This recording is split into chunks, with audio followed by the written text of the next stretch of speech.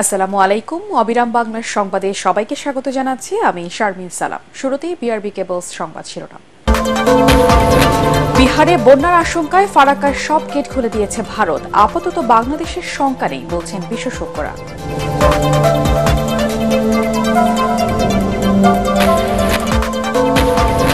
ফেনীর ছাগলনাইয়ায় বন্যার্ত মানুষের জন্য স্টিল মিল খুলে দিয়েছে পিএইচপি পরিবার। মানবিক আশ্রয়ে হাজারো অসহায় পরিবার।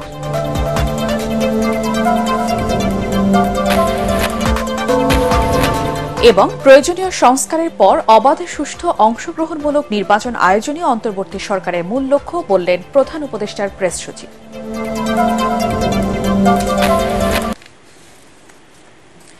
শুনছিলেন বিআরবি কেবলস সংবাদ শিরোনাম।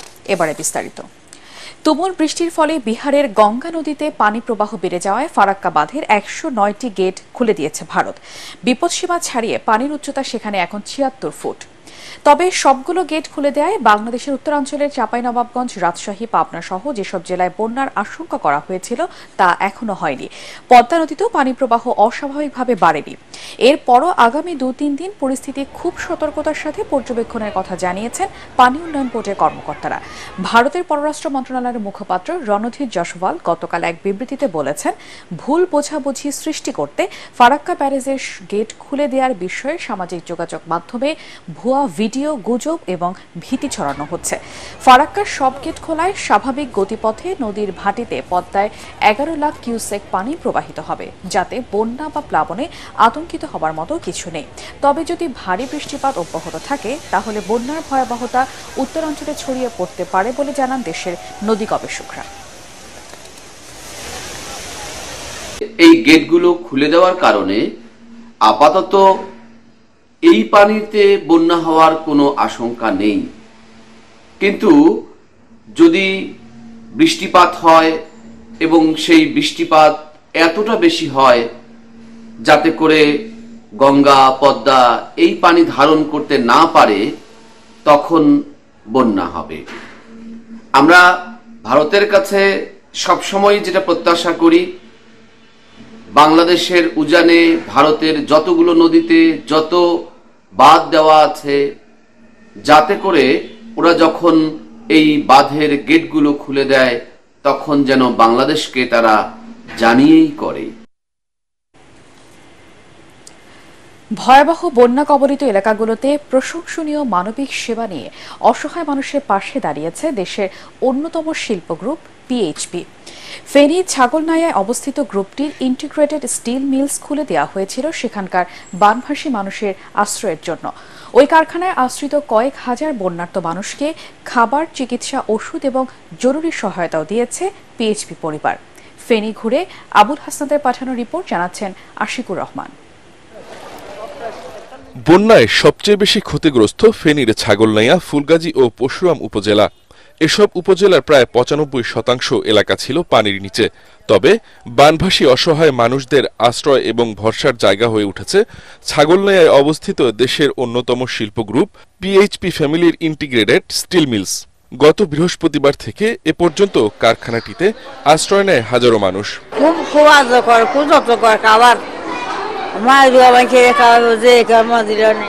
এখানে সব রকমের সুযোগ সুবিধা আছে। আমরা এখানে 4 দিন। ওনারা গেট খুলে দিয়েছে, মানুষের আশ্রয়ের ব্যবস্থা করে দিয়েছে, থাকা, খাওয়া, চিকিৎসা, কারেন্ট, পানি সবকিছু। যারা বাইরে ছিল, ওই যে 1000-এর উপরে আপনার গাড়ি বন্দি ছিল, রাস্তায় জ্যাম ছিল, ওরা আপনার পিএইচপির লোকজনে রাস্তা ওরা খাবার বিতরণ করছে। খানা দানার কোনো সমস্যা নাই, থাকা, খানা সবকিছুর দিক ভালো আছে। 3 দিন সকালে আবার, দুপুরে আবার, বিকালে আবার দিচ্ছে, বুঝছেন।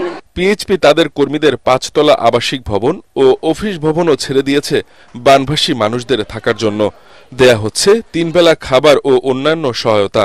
আমাদের চেয়ারম্যান মহোদয় স্যারের নির্দেশনা আছে, যতদিন পানি নামবে না, এলাকাতে মানুষ ফিরতে পারবে না, ততদিন আমাদের খাওয়ার কার্যক্রম 3 বেলা যেন লোকজনের চলমান থাকে।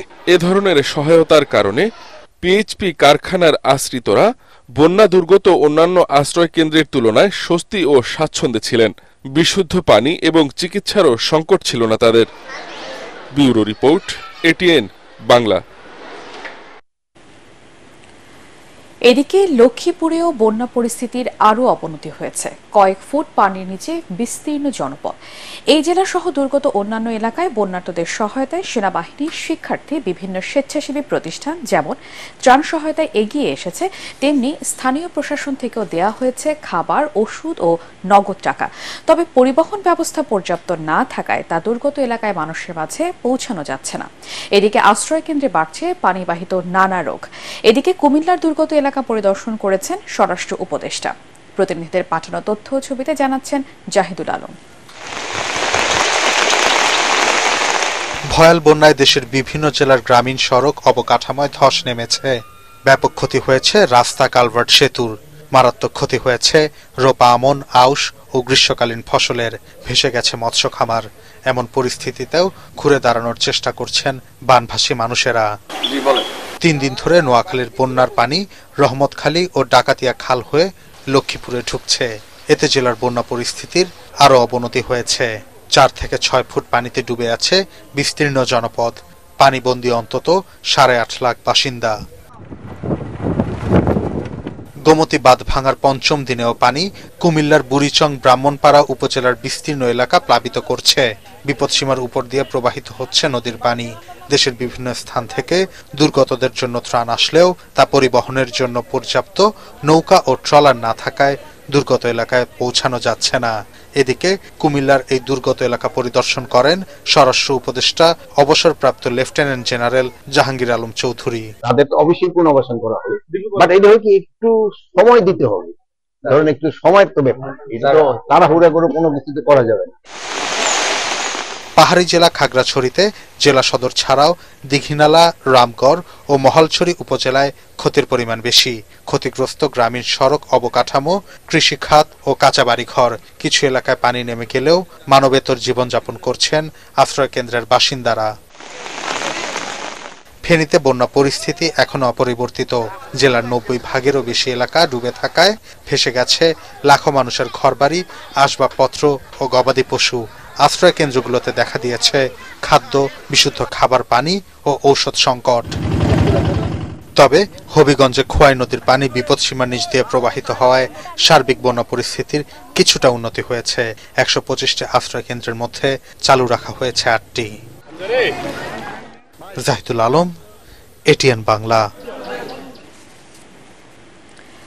সারা দেশে বন্যার্তদের পাশে দাঁড়াতে ঢাকা বিশ্ববিদ্যালয় টিএসসিতে বৈষম্য বিরোধী ছাত্র আন্দোলনের গণত্রাণ সংগ্রহের 5ম দিনে 1,09,68,000 টাকা সংগ্রহ করা হয়েছে। এর মধ্যে নগদ অর্থ এসেছে 85,68,000 টাকা এবং অনলাইন ব্যাংকিং এর মাধ্যমে এসেছে 24 লাখ টাকা। রাতে গণত্রাণ সংগ্রহের 6ষ্ঠ দিনে ঢাকা বিশ্ববিদ্যালয়ের কেন্দ্রীয় খেলার মাঠে বৈষম্য বিরোধী ছাত্র আন্দোলনের পক্ষ থেকে এক সংবাদ সম্মেলনে এই তথ্য জানানো হয়। 6 দিনে গণত্রাণ কর্মসূচির সংগ্রহ হল প্রায় 6.5 কোটি টাকা। বৈষম্য বিরোধী ছাত্র আন্দোলনের ব্যানারে 20টিরও অধিক ট্রাক কুমিল্লা, নোয়াখালী, ফেনী, খাগড়াছড়ি, মৌলভীবাজার এবং লক্ষ্মীপুর এই কয়েকটি জেলাতে আমাদের 20টির অধিক ট্রাক যায়। একটি কর্মসূচির কথা বলেছি, গণরান্না কর্মসূচি। তো গণরান্না কর্মসূচির প্রেক্ষিতে আমরা প্রত্যেকটি যারা ডিসি মহোদয় আছেন, যেসব এলাকা বন্যা কবলিত, তাদের সাথে আমরা মিটিং করেছি। তারা আমাদেরকে জানিয়েছেন যে আসলে সকল ধরনের যেসব সুবিধা থাকলে আসলে আমরা সেখানে গণনা কর্মসূচি পরিচালনা করতে পারি। আইনের শাসন প্রতিষ্ঠা ও প্রয়োজনীয় সংস্কারের পর অবাধ, সুষ্ঠু ও অংশগ্রহণমূলক নির্বাচন আয়োজন অন্তর্বর্তী সরকারের প্রধান লক্ষ্য বলে জানিয়েছেন প্রধান উপদেষ্টার প্রেস সচিব শফিকুল আলম। এটিএন বাংলার আলোচনা অনুষ্ঠানে ইস্পাহানী মির্জাপুর শুভরাত্রিতে অংশ নিয়ে তিনি কথা বলেন। অন্যদিকে গণমাধ্যমের স্বাধীনতা নিশ্চিতে এই সরকারের উদ্যোগকে সাধুবাদ জানান এটিএন বাংলার বার্তা বিভাগের পরিচালক হাসান আহমেদ চৌধুরী কিরণ। রিপোর্ট করছেন মাজহারুল হক মুহাজির। কিন্তু সংবাদগুলো সারা বিশ্বে এটিএন বাংলার আলোচনা অনুষ্ঠান ইস্পাহানী মির্জাপুর শুভরাত্রি অনুষ্ঠানে অতিথি হিসেবে যোগ দেন অন্তর্বর্তীকালীন সরকারের প্রধান উপদেষ্টার প্রেস সচিব শফিকুল আলম। সঞ্চালনায় ছিলেন এটিএন বাংলার বার্তা বিভাগের পরিচালক হাসান আহমেদ চৌধুরী কিরণ। অন্তর্বর্তীকালীন সরকারের প্রধান উপদেষ্টা ডক্টর মোহাম্মদ ইউনূসের জাতির উদ্দেশ্যে দেয়া ভাষণ ছিল আলোচনার মূল বিষয়। মানে গত 15 বছর কি গত 30 বছরে এত সুন্দর ভাষণ কেউ দিয়েছেন আমার তো মনে পড়ে না। এ সময় প্রধান উপদেষ্টার প্রেস সচিব জানান, বাংলাদেশ যেন কল্যাণমুখী, উন্নয়নশীল ও গণতান্ত্রিক রাষ্ট্র হয়ে ওঠে সেই লক্ষ্যেই কাজ করছে বর্তমান সরকার।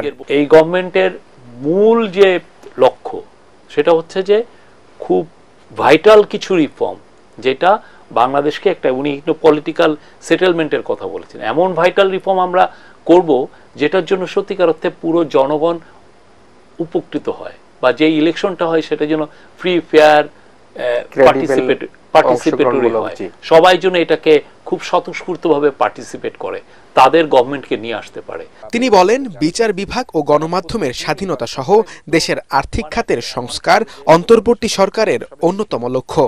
Freedom of press, freedom of speech non negotiable. এখানে এটা নিয়ে কোনো ধরনের কোনো আপনার দ্বিধা দ্বন্দ্ব থাকবে না। এটা আমরা যারা জার্নালিজম করবেন মোস্ট ওয়েলকাম। আমাদের তো আপনারা দেখেছেন যে গত সরকারের আমলে কি হয়েছে, মাননীয় প্রধান উপদেষ্টা বলেছেন যে ব্যাংক কমিশন করা হবে, ওইটার মাধ্যমে জানানো হবে এবং একটা শ্বেতপত্র করা হবে, জানানো হবে আসলে কি ধরনের লুটপাটের অর্থনীতি ছিল সেটা। এই সময় প্রধান উপদেষ্টার জাতির উদ্দেশ্যে দেয়া ভাষণের নানা দিক তুলে ধরেন এটিএন বাংলার বার্তা বিভাগের পরিচালক হাসান আহমেদ চৌধুরী কিরণ। ছাত্র জনতার বিক্ষোভে শহীদ পরিবারদের পাশে থাকার উপর জোর দেন তিনি। ডক্টর ইউনূস বলছিলেন, স্যার বলছিলেন, যেটি আপনি বলছেন যে মত দ্বিমত থাকতে পারে, কিন্তু তো আমরা একই বড় পরিবারের একটা অংশীজন, একই পরিবারের সদস্য। অনেক হাসপাতালে অনেক লাশ পড়েছিল, কিন্তু হাসপাতাল কর্তৃপক্ষ সেটি গণমাধ্যমের কাছে স্বীকার করতে পারেনি। আমরা আশা করব সেই শহীদদের যে নামের তালিকা সেটা প্রকাশিত হবে, আমরা জানতে পারবো এবং শহীদদেরকে আমরা মর্যাদা দিতে পারবো। গণমাধ্যমের স্বাধীনতা নিশ্চিতে অন্তর্বর্তীকালীন সরকারের উদ্যোগে সংবাদকর্মীদের মধ্যে স্বস্তি ফিরবে বলেও মনে করেন তিনি। মত প্রকাশের স্বাধীনতা কিন্তু অত্যন্ত জরুরি। যদি সেটি 2 তারিখ থেকে বা 1 তারিখ থেকে যে ধরনের গণহত্যা শুরু হয়েছিল, সে হত্যা কিন্তু আমরা বা আমাদের মতো অনেক টেলিভিশন, গণমাধ্যম বা অন্য অনেকেই কিন্তু প্রকাশ করতে পারে। সে কারণে উনি যে গুরুত্বটা দিয়েছেন আমরা অবশ্যই অভিনন্দন জানাই এটিএন বাংলার পক্ষ থেকে। মাসহারুল হক মুহাজির, এটিএন বাংলা, ঢাকা। গণমাধ্যমের স্বাধীনতার কথা বলে আজ থেকে কেন্দ্রীয় ব্যাংকের নীতি সুদ হার 8.5% থেকে বাড়িয়ে 9% করা হচ্ছে। এতে আরেক দফায় বাড়ল সব ধরনের সুদের হার। সংকটকালীন সময় এই উদ্যোগে শিল্প ব্যয় বাড়বে বলে মনে করেন ব্যবসায়ী নেতারা। তবে আগের বিনিয়োগে নতুন সুদ হার কার্যকর না করার দাবি তাদের।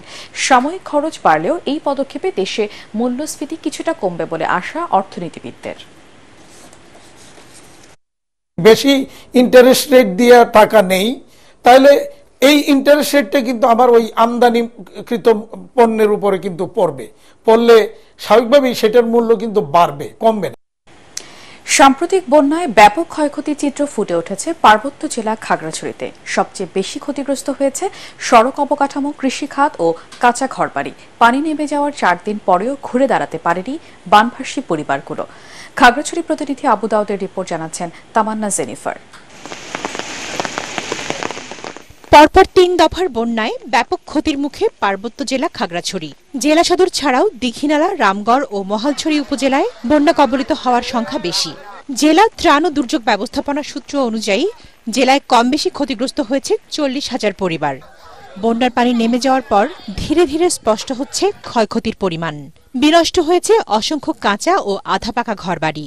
চেঙ্গি, মাইনি ও ফেনী নদী তীরবর্তী এলাকার বহু মানুষের টিনের ঘর, আসবাবপত্র ও গবাদি পশু ভেসে গেছে বন্যার পানিতে। গরু, ছাগল, হাঁস, মুরগি কোনো কিছুই বাঁচাইতে পারলাম না। ভয়াল বন্যায় জেলার 107 কিলোমিটার রাস্তা, 14টি কালভার্ট ও 3টি সেতুর ব্যাপক ক্ষতি হয়েছে। এছাড়াও 2000-এর বেশি হেক্টর ফসলি জমির ক্ষতির তথ্য দিয়েছে কৃষি বিভাগ। ফলে 6000-এর বেশি কৃষকের মাথায় হাত। আখ ক্ষেত, ফুল ক্ষেত, বরগলি, কাকল ক্ষেত বন্যায় সবকিছু শেষ করে দিছে। আমার বাড়ি ঘর সম্পূর্ণ ডুবে গেছে, সুতরাং আমার যে চাষাবাদ করে আছে এটা সম্পূর্ণ নষ্ট হয়ে গেছে। তবে ক্ষতি পুষিয়ে নিতে আগাম রবি শস্য চাষে প্রণোদনা দেওয়ার কথা জানিয়েছে জেলা কৃষি বিভাগ। সাম্প্রতিক বন্যায় খাগড়াছড়ি জেলায় প্রায় 2124 হেক্টর ফসলি জমি ক্ষয়ক্ষতি হয়। এর মধ্যে আমন, আউশ এবং গ্রীষ্মকালীন সবজি রয়েছে। আমরা আশা করছি সরকার থেকে যদি আমরা পুনর্বাসনের জন্য আগাম রবি ফসল করতে পারে কৃষকরা, তাহলে কৃষকরা এই ক্ষতিটা কাটিয়ে উঠতে পারবে। প্রায় 107 কিলোমিটার রাস্তা আমাদের ক্ষয়ক্ষতি হয়ে গেছে। 14টা কালভার্ট ক্ষতিগ্রস্ত হয়েছে এবং 3টা ব্রিজ ক্ষতিগ্রস্ত হয়েছে। আমাদের প্রথম কাজ হলো এখন প্রথম কাজ করতেছি যেগুলা যোগাযোগ বিচ্ছিন্ন পাহাড় ধরছে, যোগাযোগ বিচ্ছিন্ন হয়েছে, যাতে চলাচল উপযোগী কাজটাই করতেছি বর্তমানে। বন্যার্তদের সহায়তায় এ পর্যন্ত 502 মেট্রিক টন খাদ্যশস্য ও নগদ 12.5 লাখ টাকা বরাদ্দ দিয়েছে জেলা প্রশাসন। পাশাপাশি ত্রাণ সহায়তায় এগিয়ে এসেছে সেনাবাহিনী, শিক্ষার্থী সহ বিভিন্ন স্বেচ্ছাসেবী সংগঠন। Bureau report, ATN Bangla. এবারে পার্টেক্স খেলার খবর।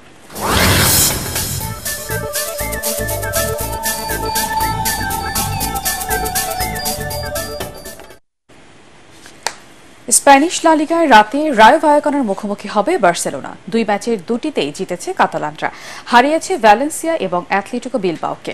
টানা 3 জয় নিয়ে হ্যান্সি ফ্লিকের দলের সামনে লক্ষ্য পয়েন্ট টেবিলের শীর্ষস্থান দখল করা। 3 ম্যাচে 7 পয়েন্ট নিয়ে ভিয়ারিয়াল আছে সবার উপরে। মুখোমুখি লড়াইয়ের পরিসংখ্যানে এগিয়ে থেকে মাঠে নামবে বার্সেলোনা।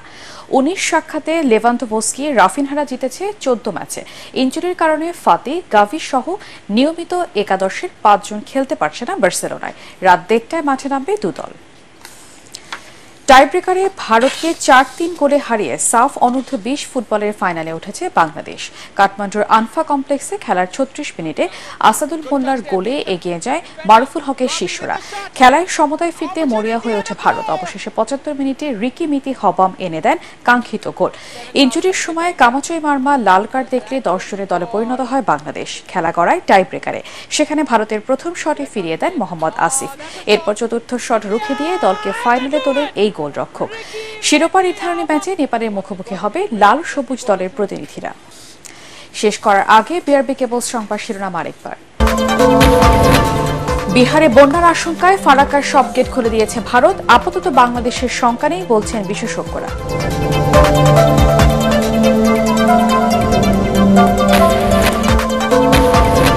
ফেনীর ছাগলনাইয়ায় বন্যার্ত মানুষের জন্য স্টিল মিল খুলে দিয়েছে পিএইচপি পরিবার। মানবিক আশ্রয়ে হাজারো অসহায় পরিবার।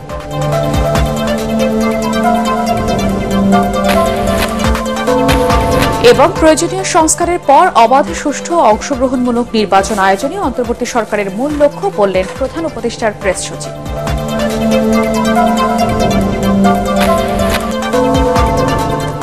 পরবর্তী সংবাদ দেখার আমন্ত্রণ জানিয়ে এখনকার মতো শেষ করছি। ATN বাংলা সংবাদ ইউটিউবে দেখতে ব্রাউজ করুন youtube/ATN Bangla News।